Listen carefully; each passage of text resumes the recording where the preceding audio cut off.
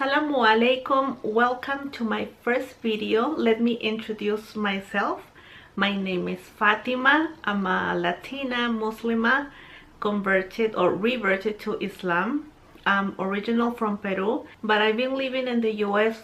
Well, in this video I want to share how I learned about Islam. I was born and raised in Peru. I lived there until I finished high school, and then my family and we moved to the US. I went to college here. I studied anthropology and with a minor in sociology.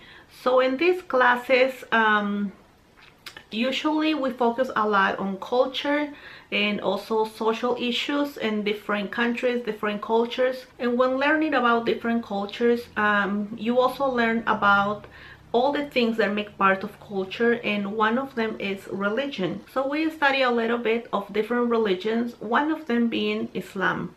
As many of us, the first thing that comes to our mind when we hear the word Islam is what the media have shown us, have feed us, which is not very good things. I was in the same situation. So the first thing that came to my mind was everything negative, everything from 9/11 to all the bad stuff that these people from the Middle East do. That was my first reaction, my first thought. In one of my sociology classes, I believe it was called Women Around the World or Women in a Global Context. And specifically, one of the topics was women in Afghanistan. So automatically my mind was, poor women. These women have no freedom. These women are oppressed by their religion. And as the teacher started talking and developing the topic, we learned that yes, this woman, because we're talking about the women oppressed under the power of the Taliban, which is not Islam, which does not represent Islam, but that's the information that many people who are not on that side of the world doesn't know. We don't know. So we just believe everything the media says, or at least most of it. And it is true, women under the Taliban are oppressed, but like I say, they do not represent Islam. And as the teacher was saying this, I was confused because that was actually contradicting what I have learned. So I decided to start doing some research on my own, trying to see if the teacher was wrong. Gladly, alhamdulillah, she was not wrong. I was, just like many of us are, due to ignorance, due to stereotypes, due to the bad information on the media. And I really enjoyed that class because it opened my mind to start thinking from the perspective of other people. So which is basically what anthropology does, is they teach you not to be ethnocentric, they teach you to practice cultural relativism. So I really enjoyed this class, and like I say, I try to research more information on my own. When we were done with that class, I tried to take more classes that were focusing on this topic. Also, I tried to be friends with people from the Middle East. Since in the college I went, there were a lot of people from Saudi Arabia, from Libya, and from other parts of the Middle East. They were very kind and very open to answer all these questions. After some time, I live in Oregon, so I went to school here in Oregon. After I finished school, I moved back to California, where I went to visit my family in California. And when I was there, I wanted to continue learning about Islam. I remember it was summer. So one of my mom's neighbors, she was Muslim, so I talked to her. Oh, she's Muslim, alhamdulillah, she's still Muslim.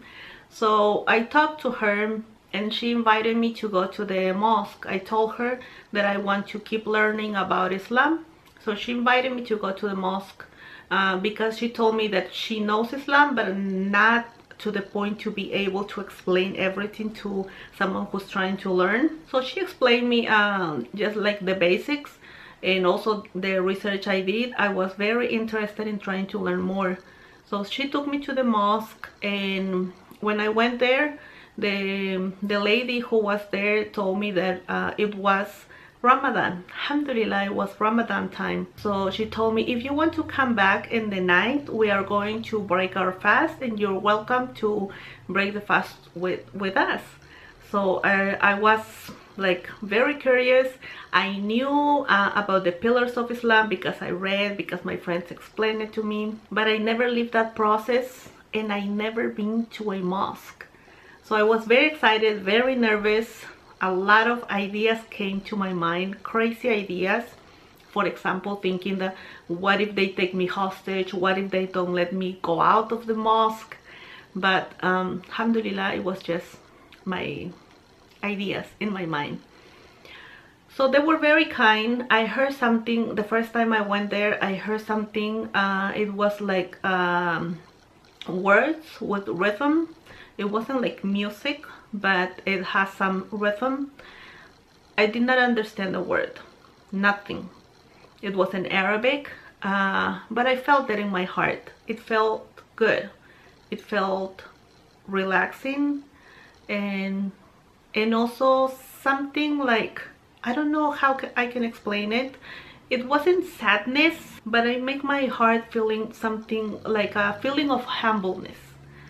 I couldn't explain it, but I guess it was something magical that happened. So it was the adhan. Now I know it was the adhan, the call to go for prayer. So since it was the first time I was there, of course they did not expect me to pray, but I want to follow everything they were doing. So I went with them, and they let me pray with them. They just told me, like, my friend told me, just copy whatever we're doing. You are not forced to do anything. So yeah, so we did that, and after that we broke our fast. It was iftar, and alhamdulillah, I had a great experience with them. They were very welcoming, very kind people. All my ideas that I had about women being oppressed, men being rude and oppressive, it was wrong. It was all wrong. I saw the woman chatting, talking, laughing, smiling, having a good time, and the kids, maybe the kids didn't come. Yes, they did, but they were on the other side playing. The men were babysitting the children. The women were free to talk, to joke, to do whatever they do. The men were in charge of the children. An idea that I was not used to. So that was another positive thing during my experience visiting the mosque for the first time. As the days gone by, I learned that there were the last days. Those were the last days of Ramadan. I think I went there like 3 more times. And then one of them, I became like very close with her, and I asked her if tomorrow, the next day, we were supposed to go to the same time. She told me no. She told me tonight is the last day of Ramadan. So tomorrow is Eid al-Fatur. So you are welcome to come to the prayer. It's very early, but you are welcome to come. All these days that I went, plus what I was reading and researching, doing the research on my own, talking to friends, made me realize that it complements perfectly with the beliefs I had. I was born and raised in a Christian family. I was raised in a very traditional and religious family, and alhamdulillah for that, because it led me to understand that we were supposed to worship only Allah, only God, only the one God that created everything, not any of the prophets. That's one thing that I never understood, or I never completely understood, because even Jesus, I know in Christianity, Jesus is seen as God or the Son of God. I never found in the Bible that Jesus called himself God. He never called himself God. He prayed to God. He told people to believe in his word, which was the message of God, the message of Allah. But he never said that it was his message, it was his word.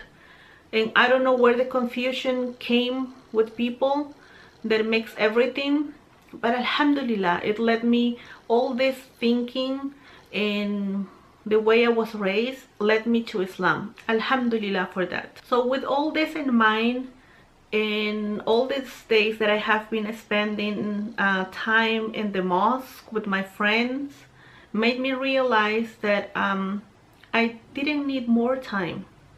I went for Eid. I went the next day for Eid, and after the prayer I told my friend, I think I'm ready. And she told me, for what? She thought we were going shopping or something. And I say, I want to be a Muslim. I really enjoy being here. I told her it makes perfect sense, everything. Praying to only one God, the same way Jesus was praying to God, the same way Moses was praying to God. So it just made perfect sense to me. So she told me, so you want to take your shahada? Then I remembered that was, oh yeah, that was one of the pillars of Islam. When you convert to Islam, when you accept there's only one God, and the Prophet Muhammad is the last messenger and is the prophet of Allah. So I said, yes, I do. I was very happy. I was very nervous. So my friend talked to the sheikh. They give me, we were separated by a door. There was a wall and then there was a door. So they gave me the microphone through the door and they made me repeat the words of the shahada. And I took my shahada that day. I was very happy. I was very excited, very nervous, a lot of emotions. I was crying. A lot of people were crying. Because it was Eid, everyone was happy. And then I took my shahada that day, alhamdulillah. So for now, that's what I want to share with you. How I came to Islam, how I learned about it. And the day I took my shahada, alhamdulillah, it's been almost 6 years. Yeah, 6 years, yes, alhamdulillah, 6 years. And it was the best decision I have ever taken. And I don't regret it at all. And it helps me to motivate me to keep learning about ways on how to be submissive to God, to our Creator, how to love Him better, how to be the better version of ourselves. Alhamdulillah for that.